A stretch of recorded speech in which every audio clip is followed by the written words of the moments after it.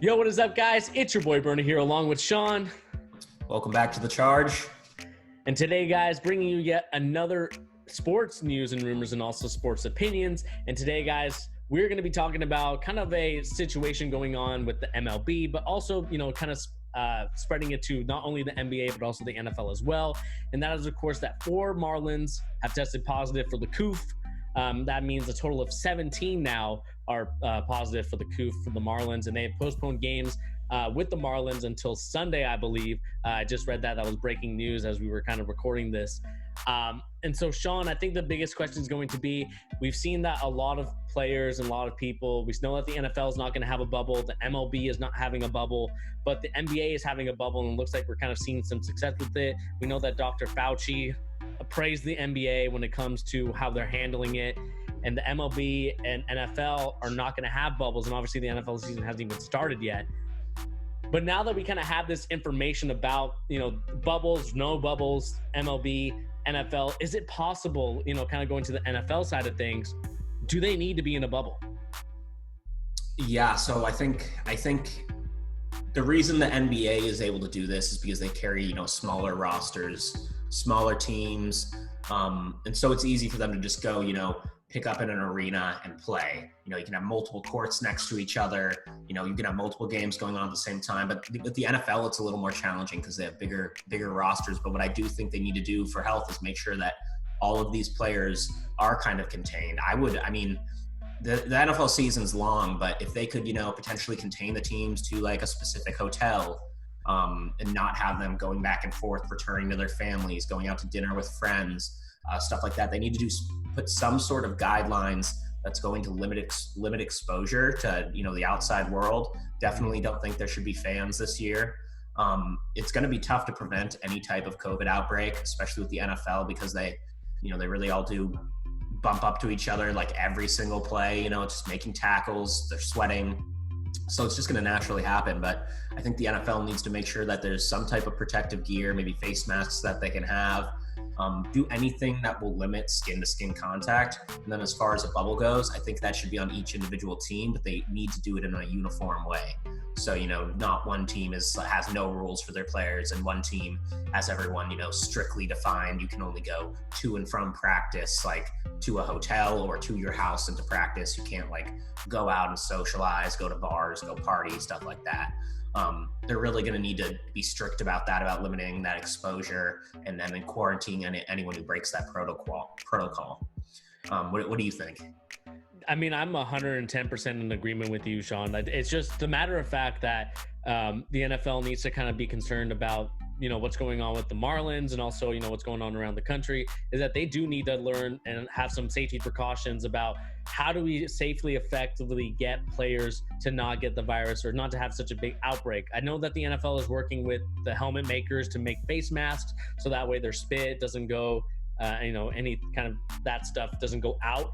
And that's something that is really going to be, we're going to have to see, and that's going to have to be something that's implemented. I would love to see an NFL island if there was even possible. I know that there's Fight Island for the UFC.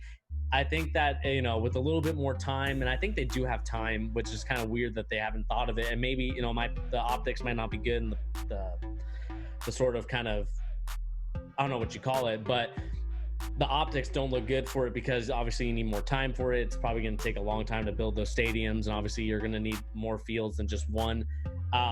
So I do think that, providing limited contact between players, and I think that that's kind of going to be the biggest sacrifice. I mean, the NBA players have to make it in terms of not being with their families. Obviously, we've seen some exceptions. We've seen Lou Will kind of have a nice little wing stop at Magic City. Whether he was there to stay or to go, that's the biggest question mark. And that's why the NBA is investigating it.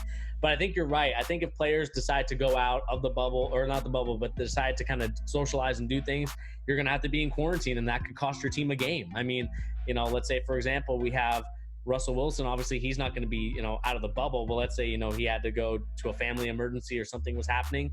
That could cost the Seahawks a game because you're going to need at least 10 days to quarantine, make sure that, the precautions are safe. Make sure he's healthy and not have the virus. So like you, Sean, I don't know the best solution, but I do know is that they need to be more strict about player movement. I know that in this country, there's a lot of freedoms, but when it comes to sports and stuff like that, if you want the money, I think you're going to have to sacrifice some things to get that money. Definitely. I think the NBA has done a really good job, and I think they basically, perfected it. And I think they monitor where the players go. They're having, constantly getting checked. They're only staying in this specific hotel. No one's going in, no one's going out except for Lil Will. And I think that's, when you look at it, these NFL teams, every single NFL team is $1 billion, multi-billion dollar franchise. They need to start acting like it. They need to, invest the money to keep their players safe. And the players need to, agree to following this protocol. So, if they do want to put them all in a hotel and say, all right, for the entire season, you guys have to stay in this hotel, then I think that's a sacrifice that the players should be willing to make when they're getting paid millions of dollars. And if they, they care about wanting to help their team win, and if they do want to play. So, I mean, there's a lot of variables in the air, but I think they need to lean towards the NBA, and the MLB is going to have to clean up their act fast, because you see how quickly the virus spread when it hit the Marlins. So yeah, and for sure. And luckily the Phillies that the Marlins were playing, they got tested. There's no virus for those players, so that's lucky, I think, because obviously there could have been a lot of bad situations if even one player got it from the Phillies, and that could have, just like any disease, it just spreads quickly. Yeah. So I think the MLB needs to count their stars that is just on the Marlins for now, and they need to learn and realize that we need to be more precautious and add more safety measures to the MLB. And I think the problem with the MLB is I don't think that they really planned ahead. Obviously they were fighting with the player union to get them to come and play. First it was 60 games, the players didn't want that, and then they came back to the first proposal for the MLB.